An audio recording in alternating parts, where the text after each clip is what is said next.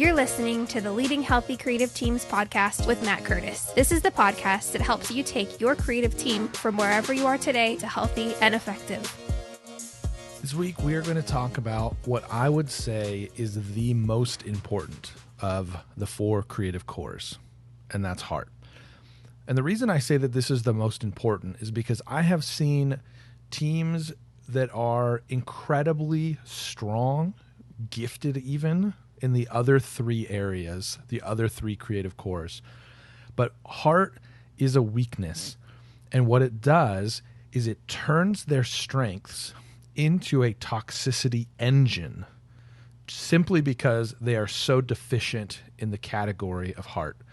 So let me talk to you for a minute about what heart is, what it looks like for heart to be functioning properly and in a balanced way in a team, and then maybe some of the things that we can do to try to address it. I would say from the get-go, this is going to be the most painful of all of the imbalances because people are involved. Relationships are going to be damaged because of this. This is when people are yelling at each other. This is when people are talking badly about others behind their back. When they leave the room, this is when the creative team is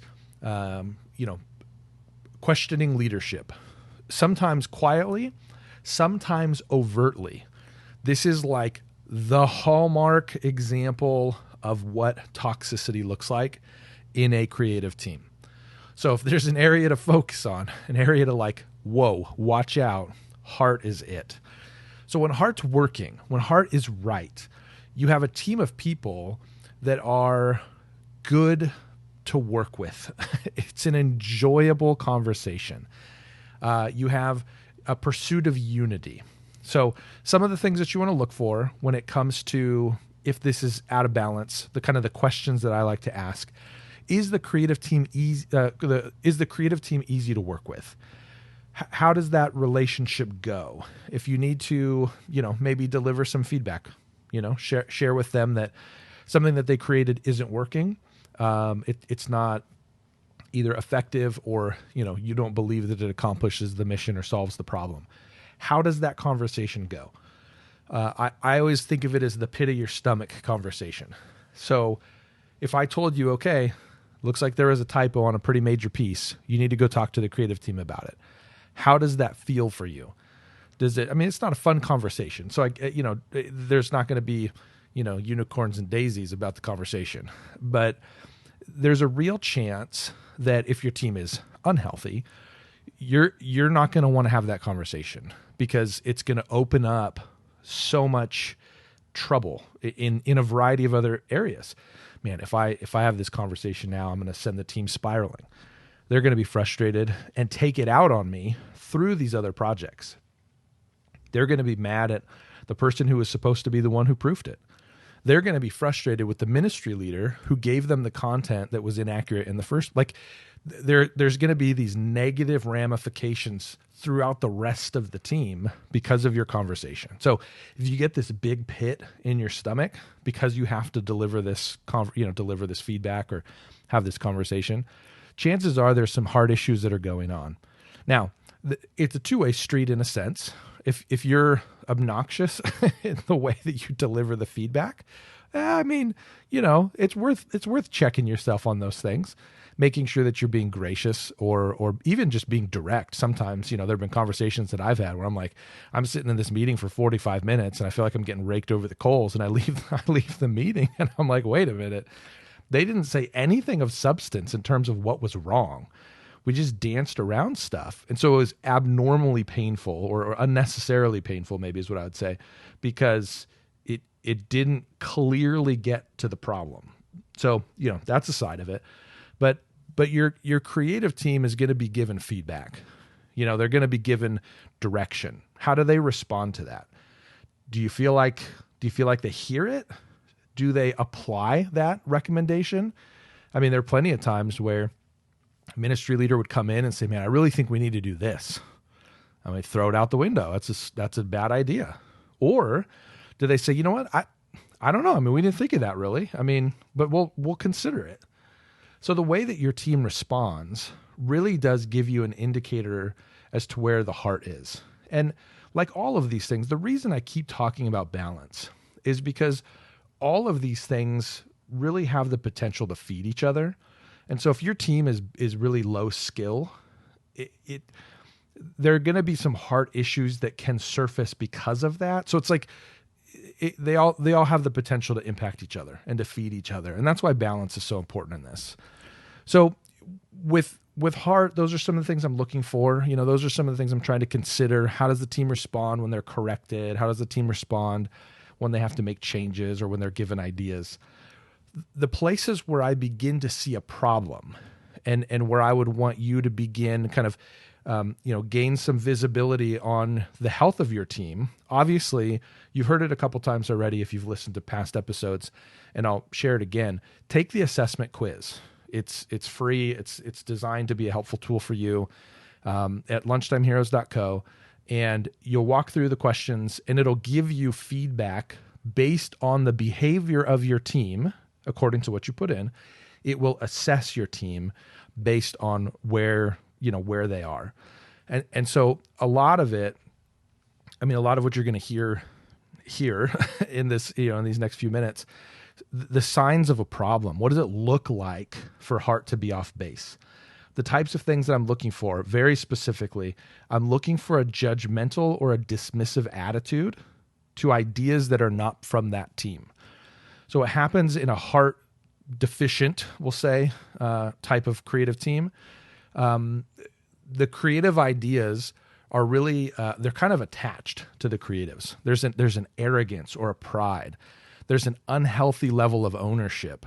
And what that's doing is that's saying, my idea is more important or worth more than the mission of the church. See, the tension here is that being hired as a creative on a mission, on a staff, a church staff, we have a mission that we are trying to accomplish. We have an objective. There's call it whatever you want. It's a vision. It's a mission statement. It's a purpose. It's a call. It's a cause. It doesn't really matter what you call it. Your portfolio as a creative isn't the main purpose.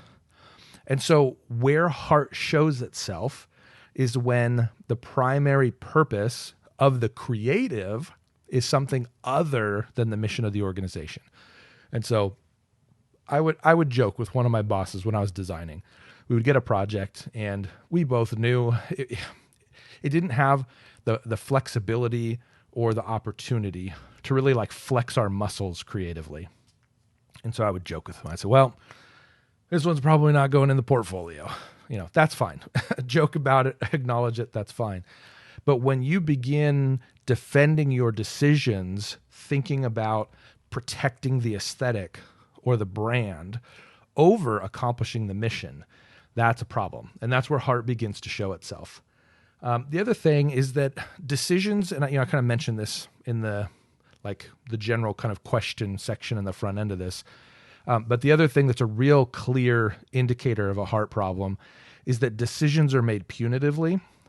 There's not like an equal approach to things.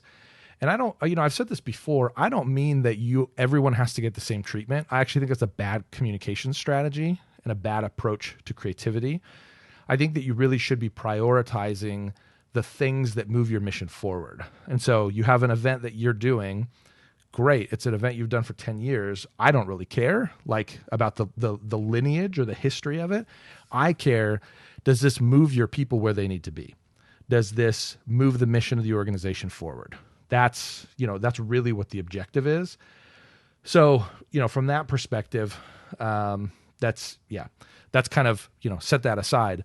What I'm talking about is if you have frustrated me, I'm going to intentionally do a bad job on your next project.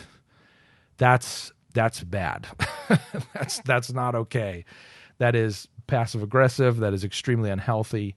When your creative team is getting back at ministry leaders, that's never acceptable. This is the area where I probably have the shortest leash. I see a ton of opportunity in low skills. Man, I have somebody who comes into my office and says, look, love the church, care deeply about what you're doing. I'm just terrible at my craft. Fantastic. You have the hardest part. You have heart. When I have heart problems, man, it's the hardest work that you're going to do as a ministry leader. This is the equivalent of a marriage coming into your office on the brink of failure, and one of them in tears and the other one saying, I don't care. It's the heart of the person saying, I don't care. That's what we're talking about here. It's somebody who has allowed the toxicity to grow so much that their heart has become so hard. It's a hard heart. That's the terminology, which is why heart is the name of it. It is. It's just representative of a hard heart.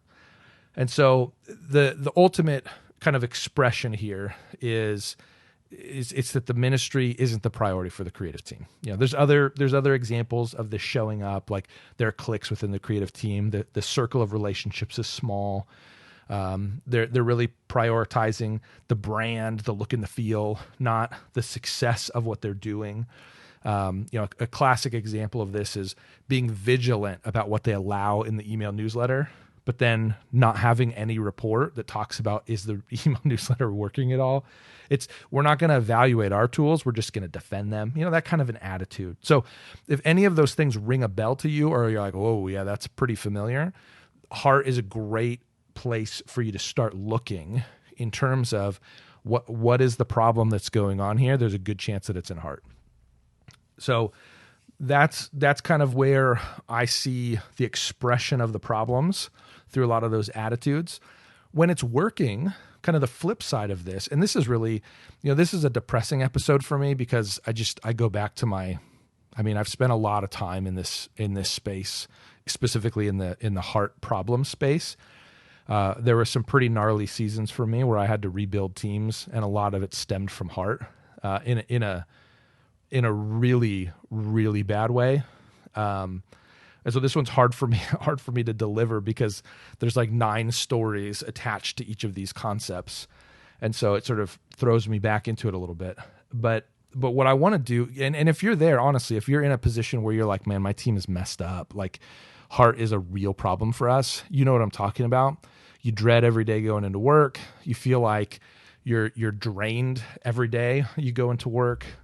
And there's a sense of just hopelessness that begins to creep in. And that is the power of toxicity.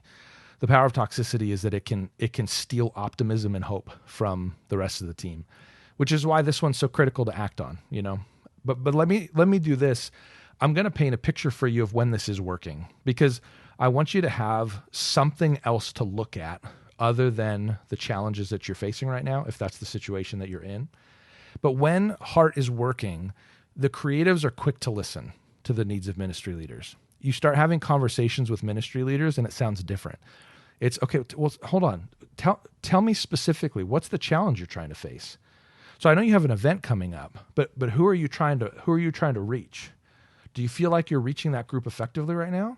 Do you feel like, are they not attending? Like, talk to me about who they are. I want to learn a little bit more about, so I want to learn more from you about who they are.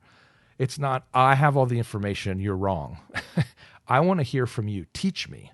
Help me know how I can better reach the people that you're ministering to. And so through that, design solutions, creative solutions broadly, they begin to revolve around what the ministry needs, not what the creatives want. And so it's less of this like protective, type of body of work that's getting put out there, but instead it's, you know what?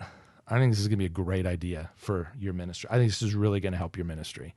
I think this is going to be a good thing for your ministry right now. Like, I think it'll be helpful. That's what this looks like when heart's working. And so there's just this desire from the creative side to lean in.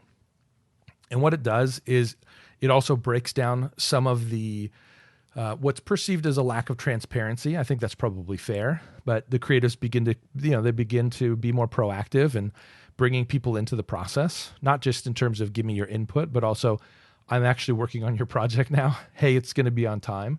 Or an honest communication of, hey, you know what? We hit a problem. It's going to be late.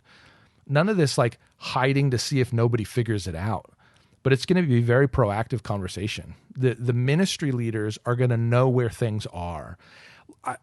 I'm telling you, when I'm just, I'm kind of transporting back a little bit here.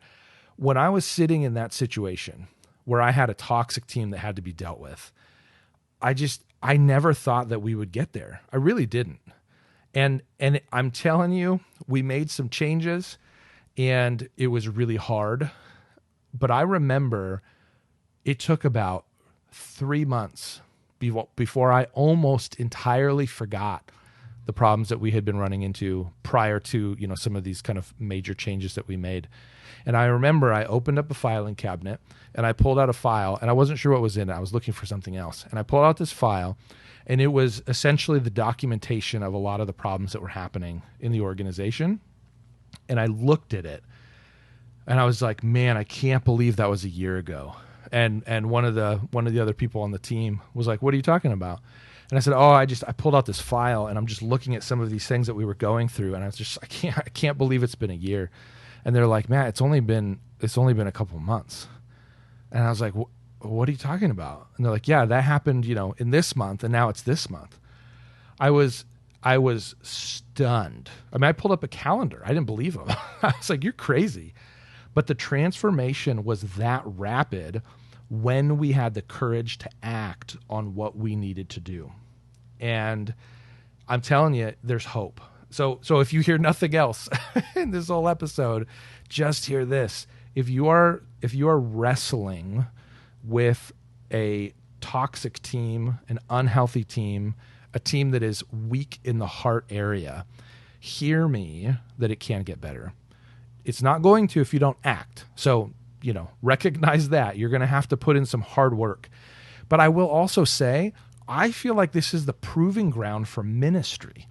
This is the most pastoral work that the creative team does, that the leader of the creative team does. Now, that's not an entirely fair statement. I mean, if you're also doing weddings and funerals and counseling and those types of things, I'm not trying to dismiss all of those things, but I'm just saying, internally, you're dealing with heart issues inside the church. I mean, that's a really big deal.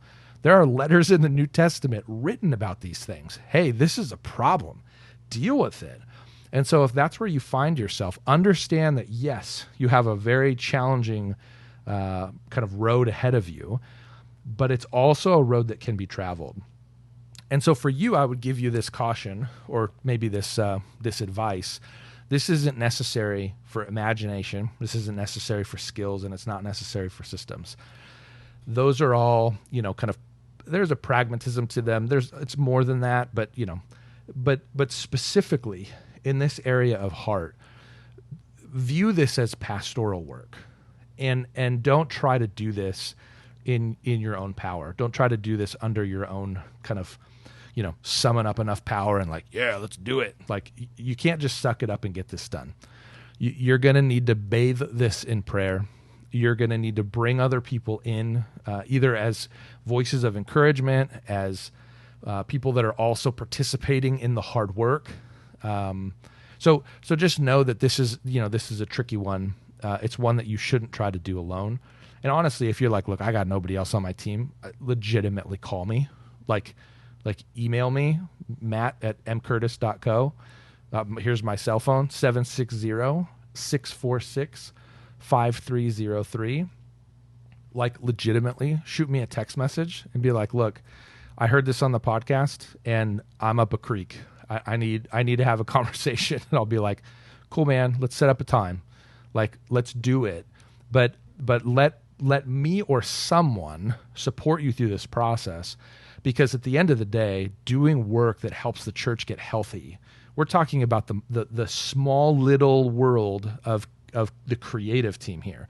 That's what I'm kind of pointing toward. But health in this team really does permeate the rest of the organization. And so the pursuit of a healthy church is an incredible ambition. And I would go as far as to say it's a privilege to be a part of stepping into that and leading the church toward health. An unhealthy church isn't supposed to be a thing, but it is a thing.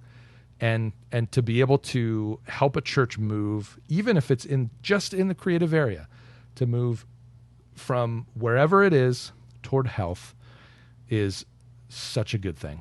Thanks for listening to this episode of Leading Healthy Creative Teams. This podcast is just one of the ways Lunchtime Heroes helps build healthy creative teams in the church. Stay up to date on the latest by signing up for the Creative Bites email at lunchtimeheroes.co.